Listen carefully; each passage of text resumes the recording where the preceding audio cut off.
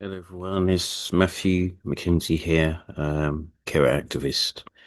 And with this channel, this YouTube channel, I raise awareness of unpaid carers, things they go through, particularly those caring for someone with mental illness or long-term ill health. Now, this video is going to be slightly different. Usually I just provide a lecture or raise awareness, especially during awareness days. But I'm just going to try and do something just a bit educational, something slightly new. It's called a tier list. And what you can see here is a set of pictures below that's going to be placed into, I'd say, a choice of four tiers, ranging from S, as you can see at the top, which is in the red, to be organized into a set of what resources carers can find most useful or should really look for as something being essential. So the S tier, I don't know if you can see my mouse pointer going across. The pictures below are different resources that will be very helpful. All of them are helpful to carers, but what would be the most useful?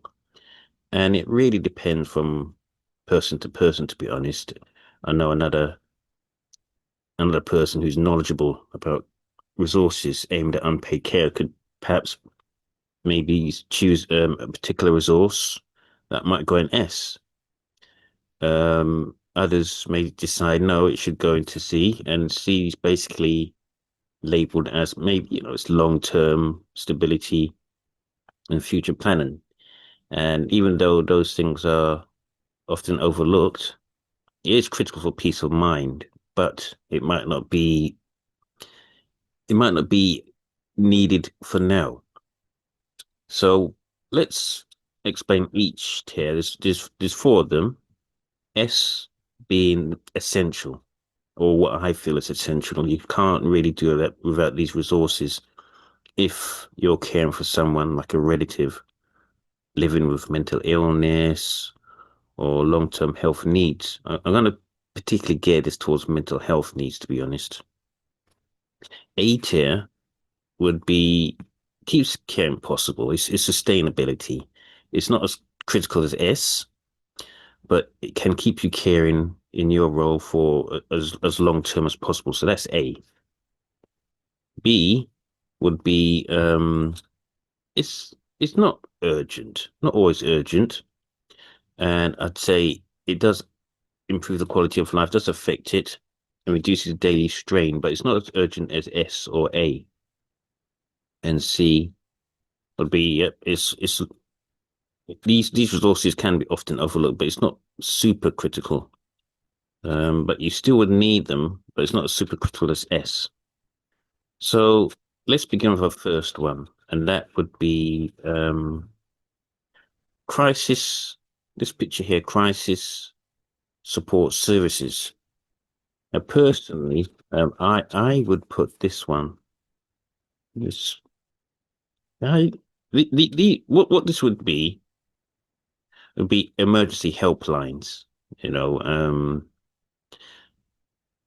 when your loved one has a crisis of mental health, they are relapsing, or they've relapsed, and you need to contact the mental health crisis team, especially if they're known to the mental health services, or even if they're not known, these would be crisis support services. So to be honest, without them, you are in trouble. That would go in S. And the reason for that also is with mental health, a lot of the cases, there will be situations where the person that you're caring for will relapse again in the future. It might be due to deterioration, not being able to, for the loved ones, not being able to have the insight on what keeps them well. And there's always a case of relapse. So those emergency helplines, crisis services, crisis texts, contacting the local mental health team is essential. So that goes in this tier. Let's look at the next one. And this would be, this picture here would be professional counseling for carers. Now, to be honest, all of these things are absolutely useful for mental health carers, but there's there's always a situation where there'll be more, there's some things that will be absolutely essential. So with this, I think, and this really, what this incurs professional counseling for carers would be sort of therapy.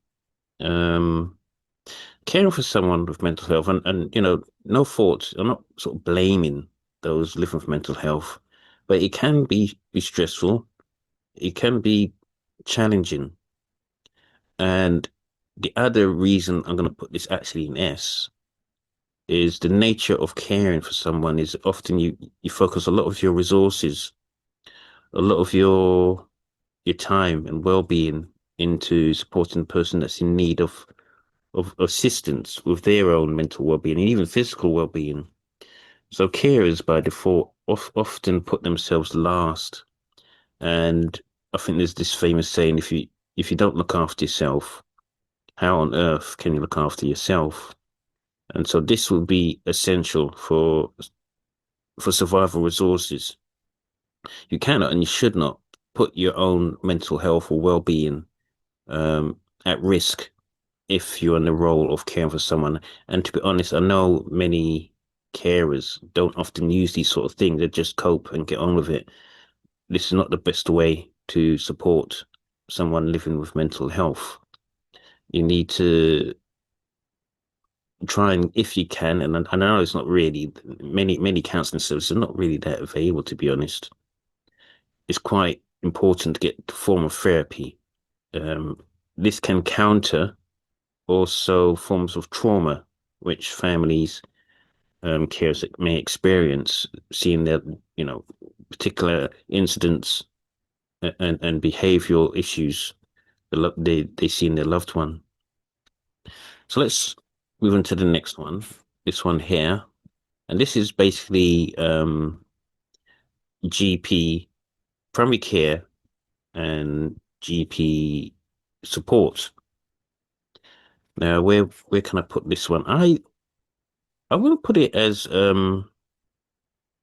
essential because carers can actually cope without this to a point. It's not super and the reason I say this actually is there are situations where GP services don't rush to identify carers. They just don't do it, and they should really, to be honest. There's also other reasons. Not everyone wants to be known as a carer. They just basically say, "Oh, look, I'm the person's husband or wife or daughter," and so on. I'm not saying it's not important. In some ways, it is. In fact, I should actually put it a bit higher. I'm going to put this in the A tier, and this means it's to prevent burnout and long-term harm. So identification, yes, important, but you can get by without it as long as you have access or are aware of the mental health crisis team and you keep in mind to get yourself some form of counseling, therapy, um, to guard against your own mental well-being. Registering with the GP is very important, but not super central. Identification can come down later on down the line. You don't really need to be identified as a carer straight away. The main thing first is supporting your loved one and knowing who to contact, and then you can work towards identification. But it is, don't get me wrong, it is important. You should do it anyway. I'm not saying throw it out the window. It may come down later on the line. In fact, a lot of the policies do push for identification of carers as soon as possible, which I agree. You may have heard and don't worry if you haven't heard of it. There's a process out there, triangular care. The number one priority is identifying carers. So let's move on to the next one, and this one would be all right, and this one would be, I think it's mental health and care plans. Now, I'm not sure where to put this one, to be honest. I think, I'm just thinking where it could go. in regards to how important this would be. And this, I feel, will be much higher. I don't know if I should. Basically, this is actually, okay, let's say you're trying to diagnose, or you've been given the diagnosis of the person that you're caring for, and you need to have a plan on what support that they're getting. And this would be in coordination with the mental health crisis team. So as you know, getting in contact with the crisis team is important. You can't work without them. So this should really go here. Maybe even before this one, to be honest. I don't feel let me do it. Yep, it does. So this is absolutely critical. And there is a problem with this. I don't know if you can see it clearly. It's got the word confidential in this picture, because it's not always possible to even have access to the care plan of the person that you care for that's going for mental ill health. If they agree, if they want to include you in the clear, then that's not an issue. But with the new Mental Health Act, there is a slight challenge to this. They can include more in their care, and I think it's an appointed person. The thing with mental health is it can, unfortunately, depending on the diagnosis, can cause family crisis in a sense that you might not always be able to sustain that relationship, and because of that, you may not be involved in their care. They may choose not to involve you, and because of that, it's going to be even more difficult to access that care plan, and because of that, it's going to be harder to be named in that care plan, which may often be critical to in support that you need. But don't get me wrong, if you're part of future planning and have access to the care plan, it can help coordinate with the mental health team. So this is basically future planning, and also even holding to account, to be honest, on what is provided for the person that you're caring for. You can query things about medication, um, support outside in the community, you know who's in the team. So it's very important. It's absolutely central if you care for someone with mental health. So this one, we're going to the next one now. So we've got quite a few already, to be honest. Before I go to the next picture here, we've got quite a few already. This being obviously the access to crisis lines and support, the clear treatment plans and coordinating with the mental health team, therapy and counseling for carers. All these things are absolutely important. And then identification as a carer of the GP services or doctor surgery. So the next one will be, suppose this one is knowing your rights, but in regards to benefits, debt, welfare advice, those type of things. So where can I put that one? Okay, let me think. I think this one's not going to be as critical yet, although it depends on your circumstances, to be honest. Remember, even though you're caring for someone, this is more broader financial advice, housing advice. This is going to be something that's long. It's not super urgent, but if you can get it, and it's not easy to get, definitely do. But I suppose this can be also directed at the person that you're caring for as well. But I'm thinking more over to yourself with mental health crisis, mental health care over the long term. It will obviously hit financial support, especially if the person going through mental ill health, they were working. So you might want to do future planning on this, but you need to know your rights on those things. So benefits, debt, welfare, advice services. Not just knowing your rights as a kid. I think that's different in that bit, knowing stuff regarding carer rights. That if that was carer rights, that would probably be at the top. But I'm going to say this is going to be just benefits, broader housing advice, information. Important, but not super urgent and this is geared towards resources aimed at mental health carers. So we've got the next one here, and that one would be condition specific information, trying to get more information about causes of what you're caring for. And I feel this is similar to future planning. I think it's it's important. It's just tailored advice, but you need to contact charities and helplines on the specific illness that you're caring for, specific illness or disabilities.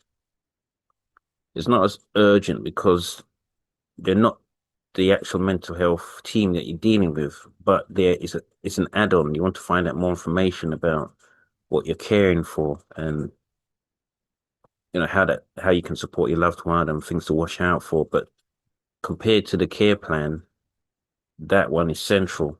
It's urgent. Otherwise you can't hold to account, and you don't know, what your role is in regards to caring for someone with mental illness. This one is an added benefit to it. It's specific tailored advice. And it's not specific, you're on the phone with them maybe 10, 20 minutes.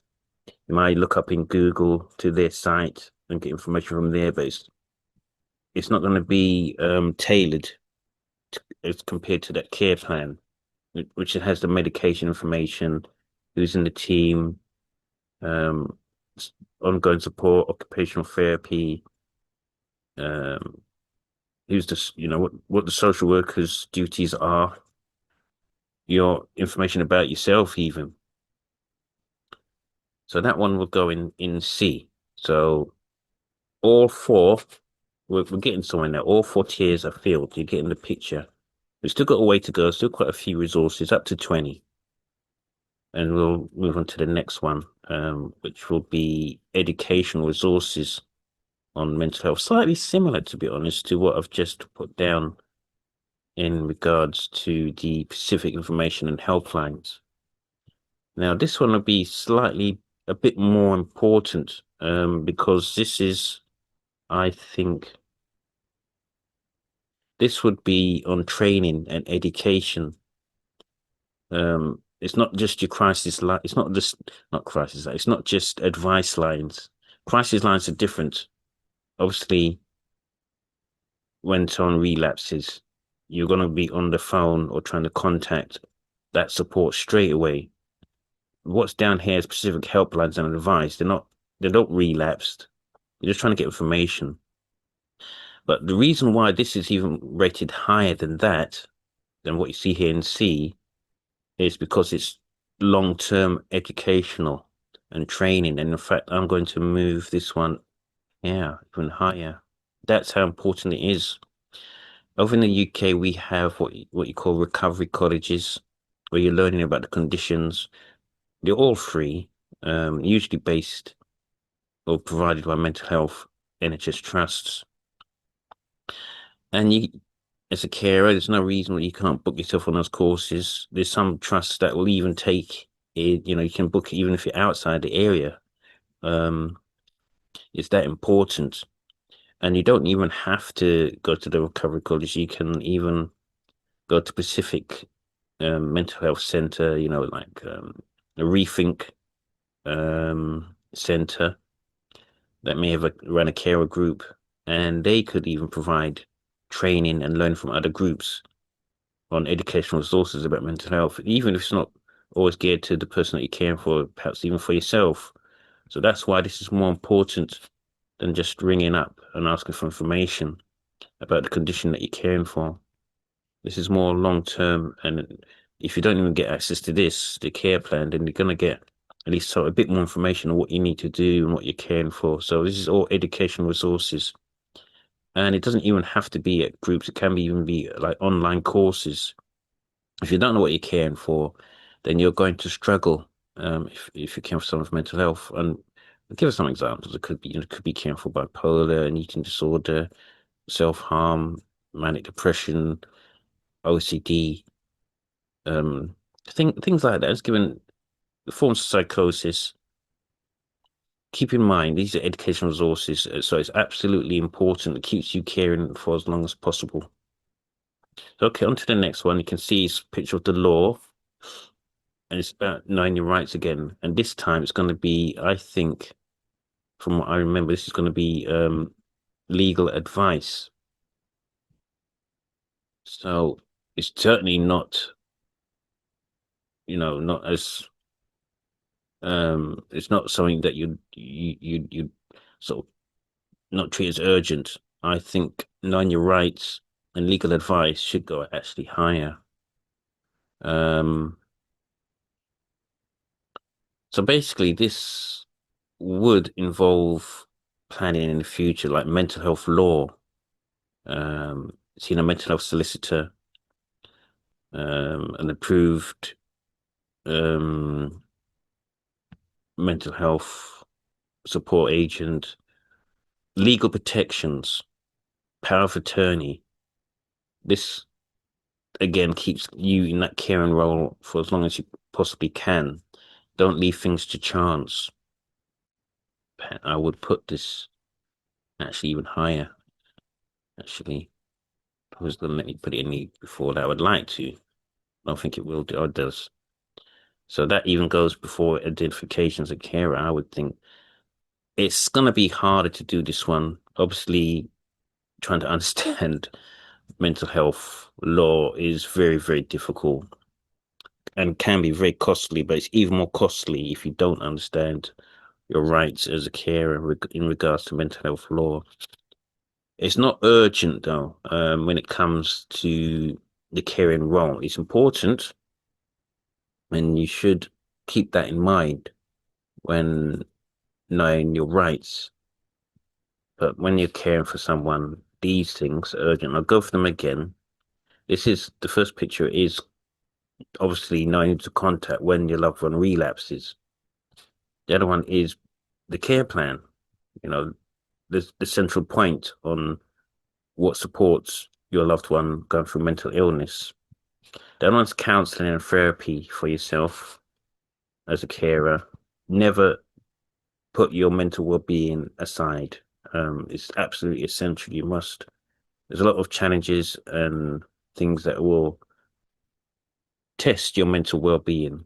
These things are urgent. Then we've got the obviously understanding mental health law, your rights as a carer, legal advice, registering as a carer at the GP surgery.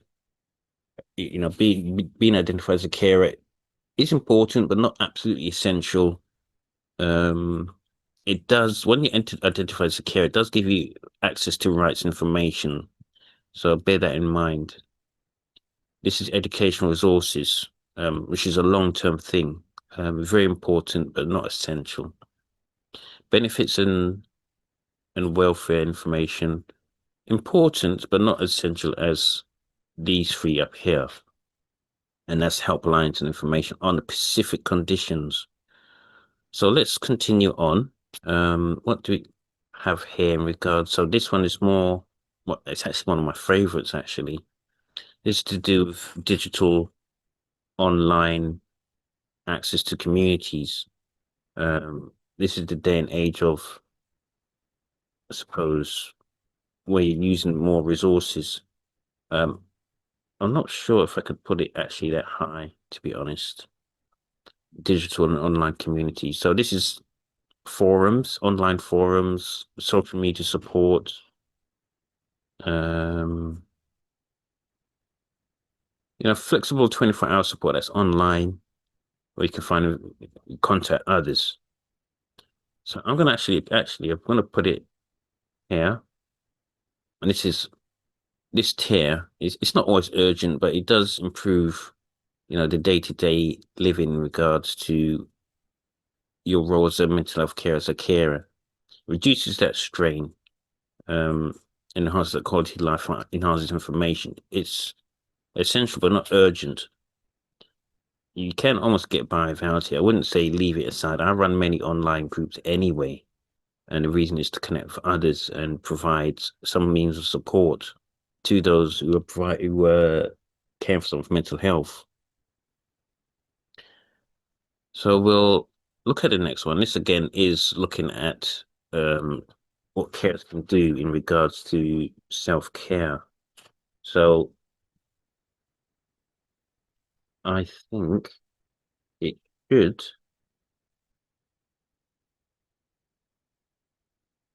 go a bit higher. I'm not really too sure, really.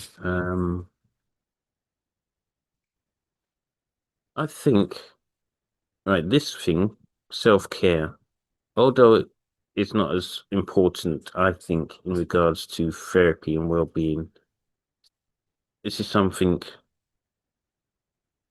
you can pick up, really. It could be mindfulness applications, wellness workshops, um, care focused well-being support. Not actually counseling, though. It's not specifically tailored to what you're going through. It's something you can pick up along the way. Um, it doesn't mean don't ignore it. It's definitely linked to counseling and support, but it's not tailored. It's what you can do for you. In fact, I'm going to move it slightly. I'm going to move it a bit higher, actually. Probably even before this one. So again, it's not neglecting your well-being, but it's not professional therapy or counseling for care for your own mental health, but it's just well-being as well. I'll keep it at B for now. I may change it later on. So the next one we're looking at is now back to online technology, or it's not actually always online. I think with this one, it's remember we're in the future of where technology is absolutely important. So I've actually done a whole video on this one. This is to do with why carers should learn about digital digital care, healthcare, false alarms, track trackers and monitoring tools. So it's an assistive technology. Um, and let's say you count someone with dementia. Um, some people say dementia is not mental health, but it does fall. I think it falls underneath it. Um, so this is monitoring tools and medication reminders. I don't think it's that essential, but I'll put it slightly higher. That's a bit there. We should do it. It's linked to the online groups. Um, and some carers can actually get by without it, but it really depends on the condition that you're caring for. So let's look at the next one. This is now carer. I think it's carer advocacy, I think. And this one, I think is absolutely essential. Without this, you are in trouble. So it's sort of linked to the law and knowing your rights, sort of, but it's completely different. So we're now looking at Carers UK, Carers Trust, your local care centre's advice and information. And the reason this is absolutely critical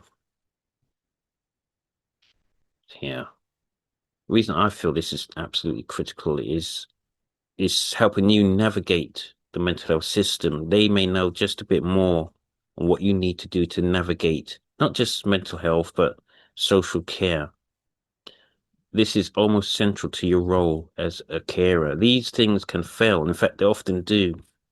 Right, you're blocked out of that care plan. You cannot access therapy. You don't know how to access it, and you cannot contact those at the crisis team. But this, you should definitely try and get support on.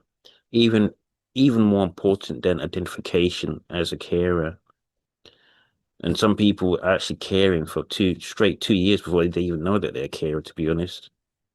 So this is very important. It's absolutely urgent. Without this, no one's defending you if things go wrong or you can't follow things up.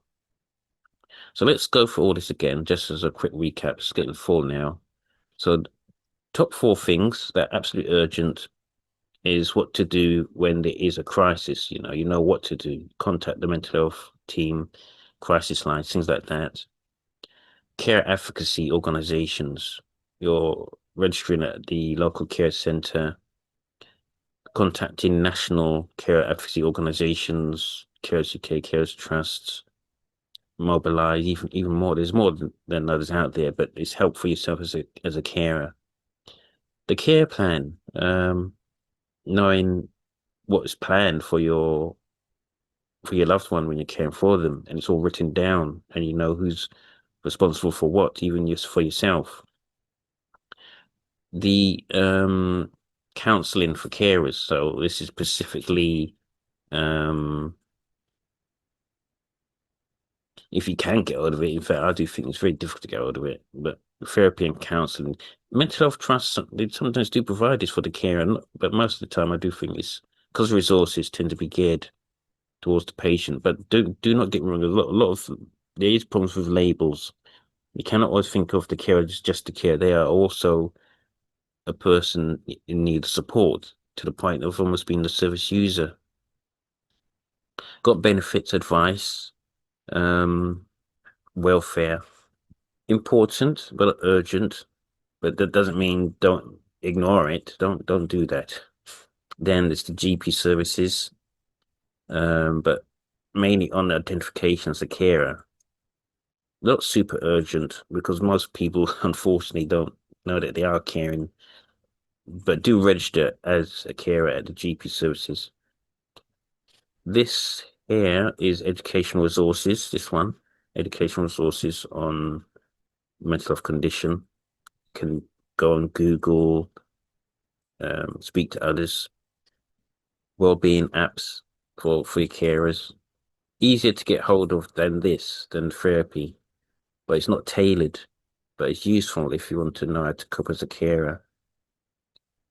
This one, suppose this one is actually mental health law, sorry, and this one's benefits advice. But this one's mental health law, absolutely important, but not absolutely essential. This is benefits. This one is now we're looking at both these lot as more like online digital resources. This one here, it's more like monitoring tools, fall alarms. This is access to online communities. And this is on C, an add-on, really, a contact in mind, saying rethink mental illness on specific conditions, but they're not really going to know as much as the mental health team. That's why I've put that quite low. So we've got just a few more left. So what is this picture here? I'm trying to remember this one. This one would be respite. I looks like it's a care worker. Very hard to get hold of now these days, but unfortunately, it's absolutely important. And why is it? So why is it at the highest tier? Every carer needs a break. You can only do so much. It's one of the things that's linked to what you call a care assessment. In fact, every care assessment often usually asks, are you in need of a break at times? So this is in-home day services, residential respite, and in short term, towards maybe end of life care, then it's a bit more longer term. But unfortunately, and I say this unfortunately, it is essential. The only problem, the reason I say it's unfortunate is because it's very hard to get hold of. Back in the day, carers got this. It's very difficult to get hold of it, but if you can, it's crisis survival. Every carer needs a break, and in regards to the Care Act, it explicitly points out that carers are entitled to these things. Getting hold of them, though, is very difficult. So this is respite, basically. Next one here, you can see someone's at work, but they're stressed. So this would be, I'm not even sure. I don't know where to put that one, to be honest. I think, okay, I'm gonna put this here. So this would be flexible worker carers' rights at work, and flexible arrangements. Now, this is still quite new, and I know it was about 2 years ago. Of this video, it's 2025, coming to the end of 2025. I think 2022 was some law, or 2023 was some law on carers getting at least about 7 days unpaid leave at work. So it's linking to that to knowing your rights at work. Obviously, if you're a carer, mental health carer, there'll be situations when you're going to be called for to do your care role, or you're going to be trying to recover, or doing things that require you to attend appointments or be on call for someone that is going through a mental health crisis. It is very important, obviously, to understand your rights at work. I know no carer should be put under pressure at work in order to let others know their role. Basically, telling your employer that you are a carer and that you at times may need to have flexible arrangements. It's not urgent at these things, but it is important. And I know there's going to be a lot of future developments regarding flexible working. I think it's actually now looking at paid leave. So let's continue on. The next one is support groups. So this would be local care support groups, I think. So where can I move that one? I would move that. It's linked to this actually, but I'm gonna move it slightly higher. So this is almost peer support. The reason I moved it fairly, it's not always urgent, but in a way, if you can get hold of it, it's great.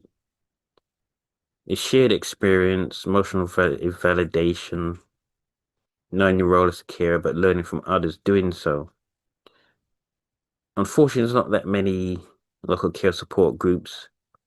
You can get hold of them, that's fine, but it's not as critical as these lots. Definitely do, if you can find it, do attend them so you know what to do. You can learn a lot from others, and it helps you in your identity as a carer, as a mental health carer.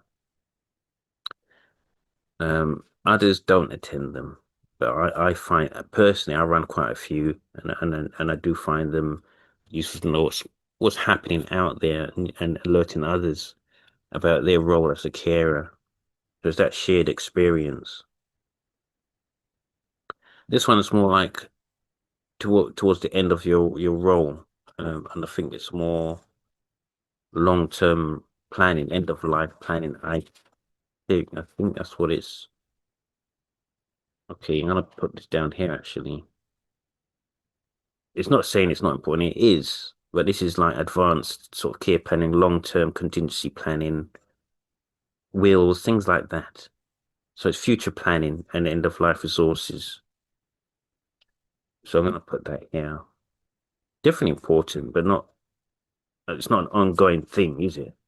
But keep it in mind, and it's almost linked to the mental health law, but it's towards maybe something for future planning should put in place. It can easily change as well, but you should be aware. And these are resources. All these are resources aimed at your caring role. Continuing on, and I think this one is looking at the financial support again, similar to this actually. I feel, I'm not really sure on this one, to be honest. Maybe I'll put that. Yeah. So this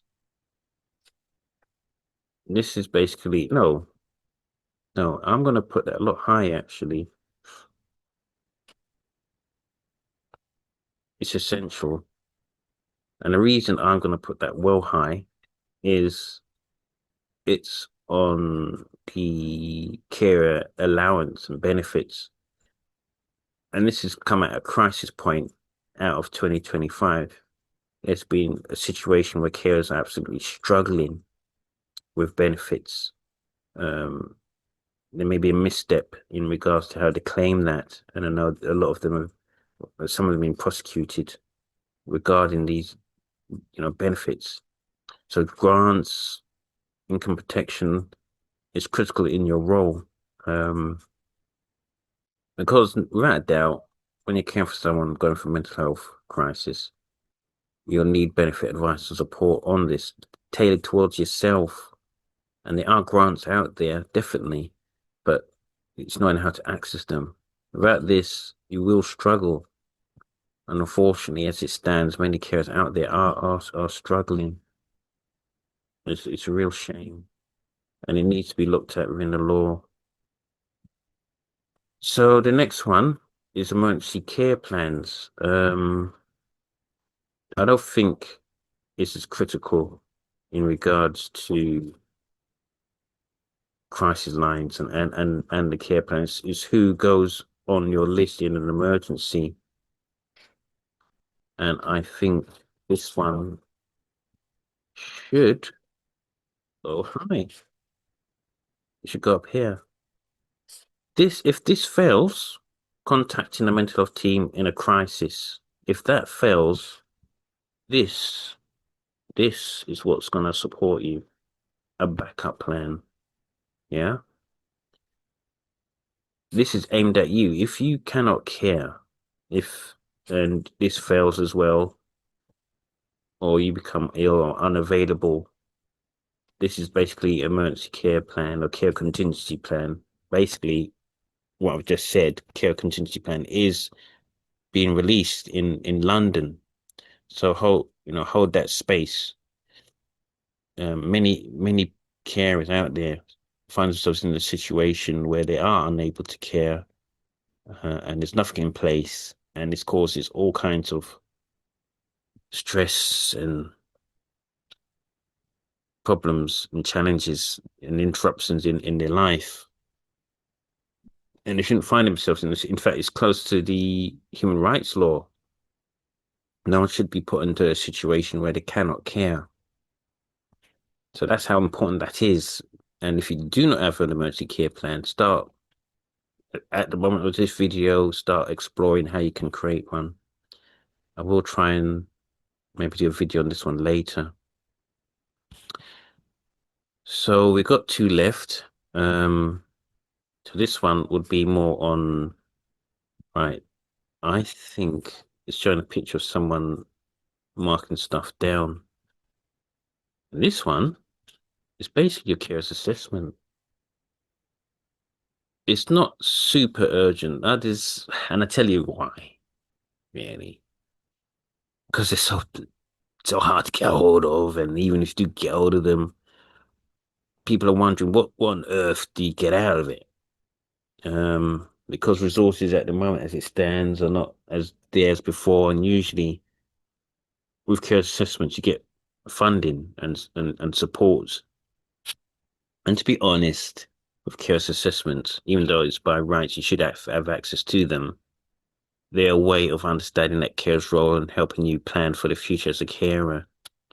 I don't think it's essential as these things. These are like ongoing things that can happen real time and it should be in place. With this, the care assessments, the unlocked services and funding, which even then can be very difficult to get hold of. That's something you may do later on down the line. But it doesn't mean that you should avoid it or knock it out or don't really pay attention to it. It is important. The next bit is now, I think it's training and workshops, so similar to educational rights. I'm going to put it just here. So it's practical skills, moving, handling, knowing a bit about medication, de-escalation techniques regarding mental health. And there we have it. I'll do a recap. So crisis lines, mental health team contacted them when your loved one relapses or it's an emergency. Without that, you are stuck. You need to know what to do if your loved one relapses or becomes very unwell. This one here is the emergency contact list as a care, as a backup plan. If that fails, this one here, if that fails, or if you are unable to care, whether short term, long term, if you're unable to care, you should have a backup plan. This one here, this would be your care advocacy groups, national or local. Someone on your side as a carer fighting for your rights. There's only so much you know in regards to mental health. It's a complicated area, absolutely difficult. You may have to deal with the law. You may have to deal with situations where professionals run rings around you using jargon, especially in cases where your loved ones come to harm. Could be restraint, could be problems where you're not being given information in regards to your caring role. So absolutely critical. Then you've got the care plan. And the reason I've put this slightly more lower, to be honest, is because not many, there's situations where many mental health carers don't even know about a care plan. They don't know what it is. Some of them are not even done right, to be honest. They might have rushed it. But without a care plan, it's not hard to hold to account. I mean, it's hard to hold to account on who does what, and you don't know what the plan is for the person that you're caring for. And to be honest, the care plan is really aimed at the patient, to be honest.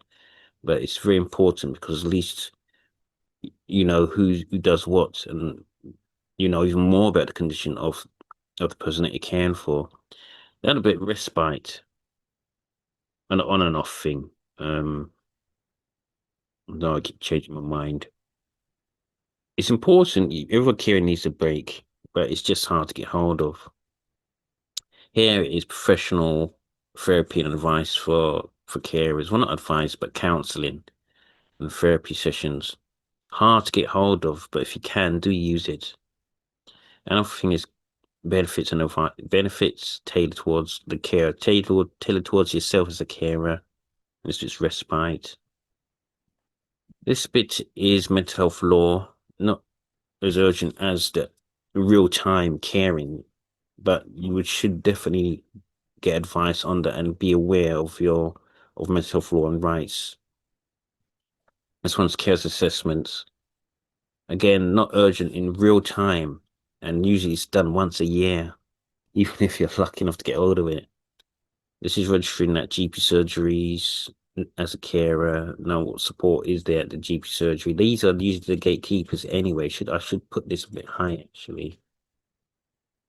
But the reason I put it below this is because, all right, there are many mental health carers that are out there that are not even defined. They don't really know that they're caring and they just get on with what they need to do. But this is still quite important. If you are registered as a carer, then it unlocks other things. Not everyone is working, but if you are, it's important to know your rights at work, flexible arrangements, carers leave, knowing your rights at work, education of specific mental health conditions that you're caring for, support groups for carers. It's not a real-time thing though. I mean, you can almost get by without. I wouldn't say do get by without them. Do use them.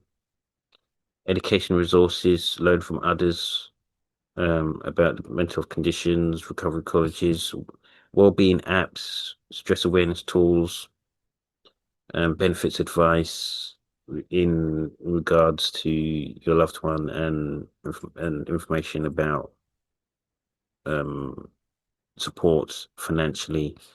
These things are technology, both of them. So one is more on the apps that can help support the person that you're caring for, and the other one's connecting to online community and groups and forums. This is more general advice on the mental health condition, but it's not tailored, so it'll only really be general. This is more long-term planning. It's not as real time in your caring role, but something to be aware of. And that's basically it. 20 resources, depending, obviously, someone's going to be, moving things around differently if they were doing this. But for me, I feel this is how things are laid out. Over time, things may change. This may become less important, might become more. But I think okay, I won't be moving these any further down. Anyway, if you've enjoyed this video, you found it useful, do subscribe or give this video, certainly give this video a like so others can be aware of the content of this video. Show a mental health carer. Do share this with others, and I hope it's been useful for yourself. Thanks for watching.